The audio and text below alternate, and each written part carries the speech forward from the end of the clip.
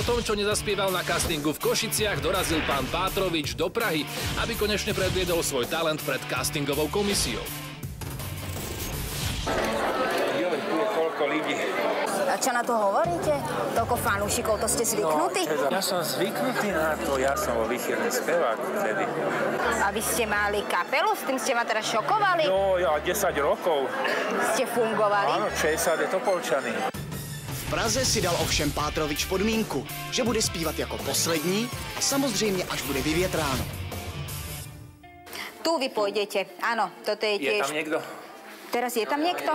Je tam niekto, Takže tak je tam nemôžeme niekto. vyrušovať. Nie. Dobrý. Dobrý deň. Dobrý. OK, dobre, tak si zoberte mikrofón, ak chcete do ruky a teda poďme na to.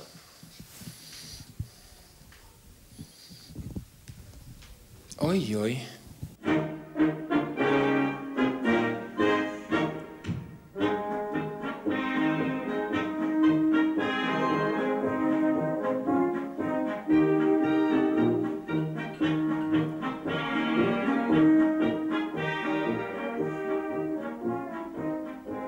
No, nie je tá predohra nejaká dlhá? Právě naopak, tohle chce čas. Vidíte nejaký refrén?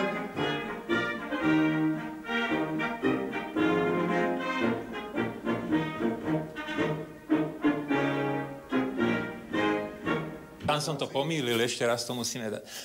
Lebo mi zaskočilo slina. Musím sa napiť. No dobre, dajte si trocha vody. Není to dobre, je to slabé a ja nemôžem nasadiť hlas, keď to mám slabé tu na. No, my ja vás potrebujem... Rozumiem, ale my vás potrebujeme počuť. No áno, ale jak ma môžete počuť, keď ja nemôžem nasadiť pravý hlas, ktorý mám? No, Ja ho nemôžem rozvinúť, lebo mám slabú ozvenu. No, my máme ľudí, ktorí spievajú bez podkladu. Dáte tú Lapalonu bez podkladu? No, dám aj bez podkladu. No, ale tak to dajme tak. Ale prečo? Však máme tam krásne saxíky, to je nádhera. Najprv dáme bez srdečka a potom dáme s podmazom. Môžeme aj tak, môžeme skúsiť. Je to vaše. Čo, Lapalonu? Hej. Ale ja tam nemám slovo, ja to len ako saxofón. Jasné.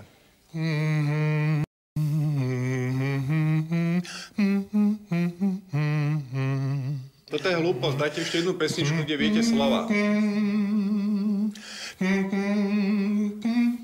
Dobre, pán Pátrovič, viete nejakú súčasnú modernú, taká, ktorá sa teraz hrá v rádiách? Čo ja viem, Bruno Mars, Rihanna.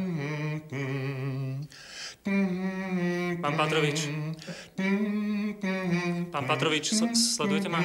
Chvíľočku. Viete nejakú... No, ja nie som naučený na toto, viete ako, lebo prakticky mňa to zdeprimuje potom a ja už potom nespiem. Vy ste nezaspieval nič, to znamená, že ja nemám čo posudzovať. Bolo tu 500 ľudí pred vami, ktorí normálne zaspievali a rozhodli sme sa, či pôjdu do divadla. Tak to chcete povedať, že neviem spievať, alebo ako to je? Ja neviem, ako to chcete ja vás posúdiť. posudzovať nebudem a majte sa pekne. Ja neviem toto už, ja neviem to pochopiť. Tak zdá sa, že štáb rezignoval. Pátrovič pôjde do divadla pred porotu.